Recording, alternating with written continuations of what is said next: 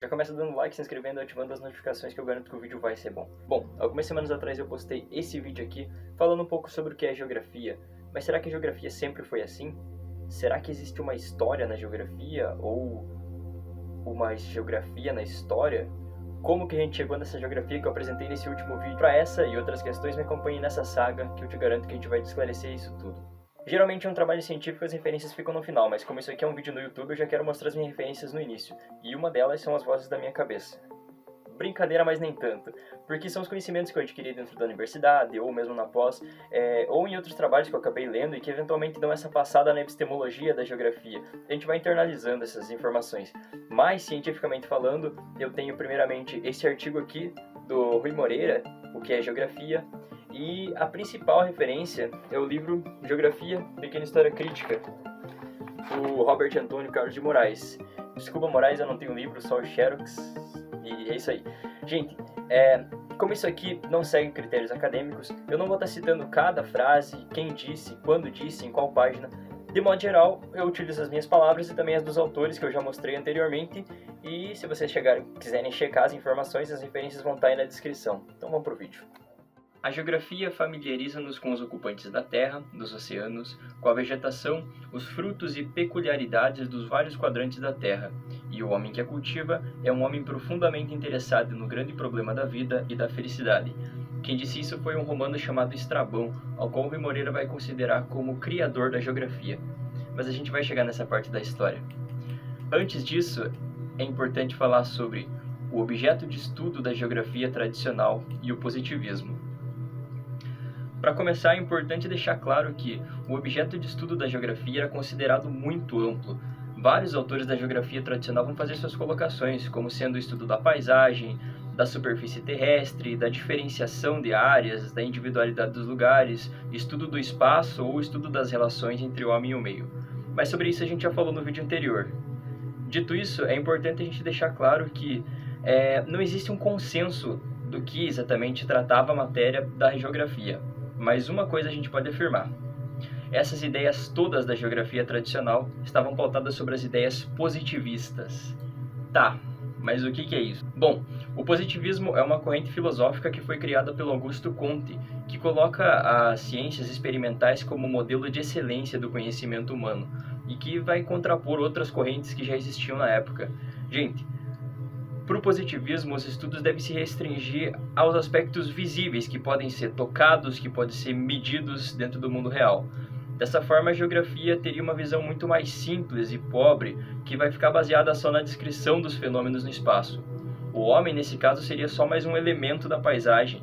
A geografia tradicional também se sustentou em alguns princípios que eram tidos como inquestionáveis. Esses princípios, assim como a base positivista, foram base para o pensamento geográfico do período tradicional. São eles: o princípio da unidade terrestre, onde a Terra é um todo que só pode ser compreendido numa visão de conjunto. O princípio da individualidade, onde cada lugar tem uma feição que é própria e que não se reproduz de modo igual em qualquer outro lugar. O princípio da atividade, onde tudo na natureza está em constante dinamismo.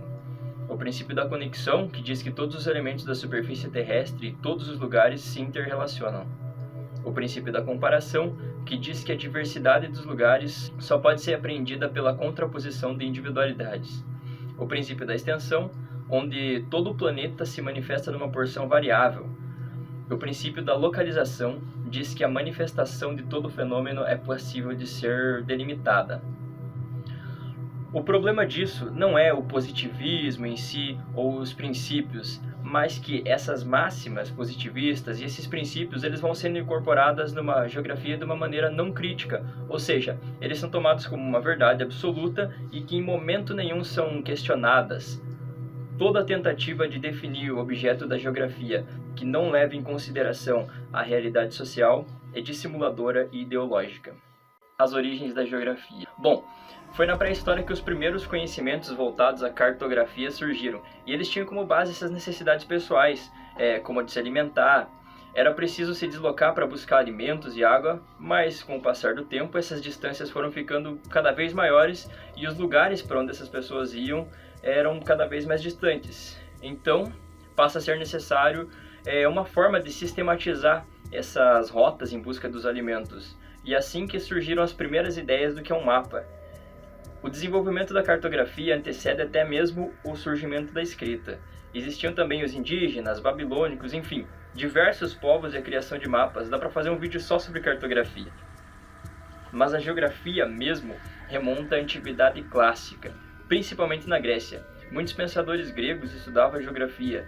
Tales e Anaximandro com a medição do espaço e a discussão da forma da Terra, o Heródoto que se preocupava com a descrição dos lugares numa perspectiva regional, Hipócrates com a relação entre o homem e o meio, ou mesmo Aristóteles que em vários momentos discute temas que hoje são reconhecidos como temas da geografia, mas sem que houvesse uma mínima conexão entre eles.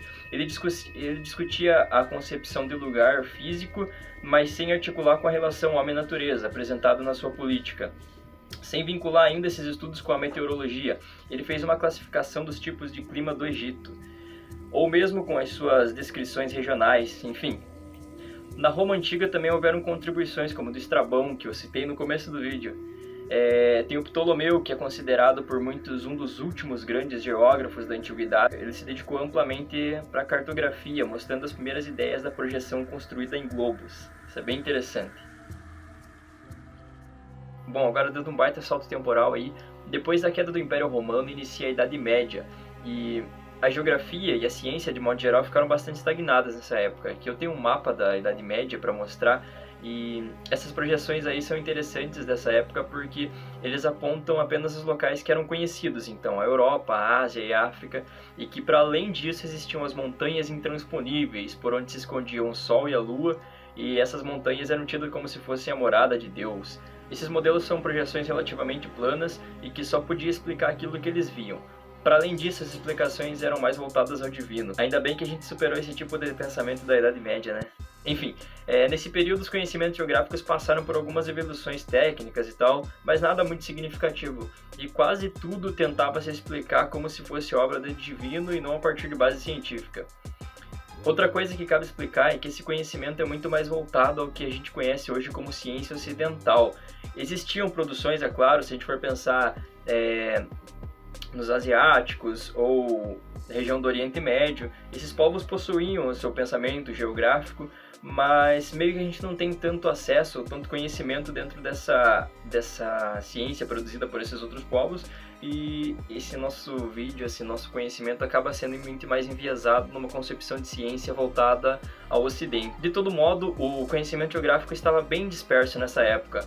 Até o século XVIII, a geografia era compreendida como relatos de viagem, escritos literários, curiosidades sobre lugares exóticos, catálogos sobre continentes e países do mundo, relatórios estatísticos, etc. Não era algo padronizado, e nesse momento é importante destacar e reforçar que o conhecimento geográfico ainda não era tido como ciência. Fato é que a sistematização desse conhecimento só vai acontecer no início do século XIX, já na Idade Moderna, onde os primeiros estudos científicos eles aconteceram com as grandes navegações e com o interesse dos estados por recursos naturais.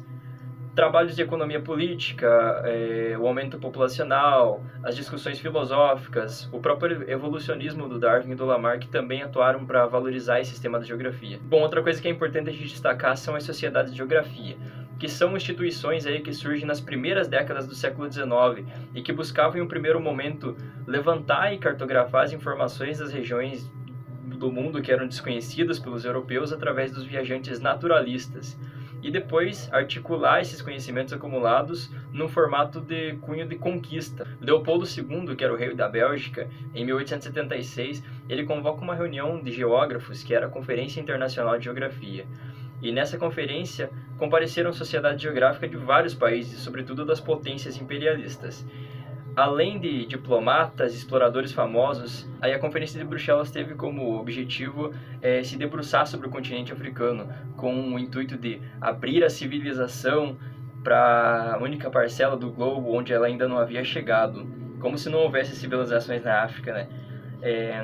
Enfim, as sociedades de geografia também buscavam conferenciar e acertar o passo para tentar combinar esforços e tirar partido de todos os recursos para evitar também a duplicação de trabalhos.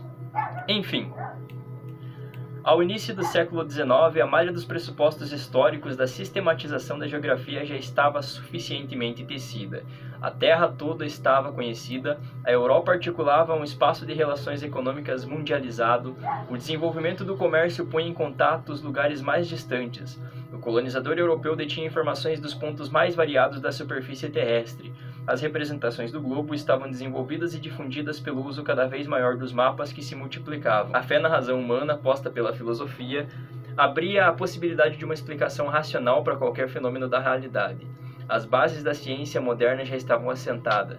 As ciências naturais haviam se constituído um cabedal de conceitos e teorias do qual a geografia lançaria a mão para formular seu método.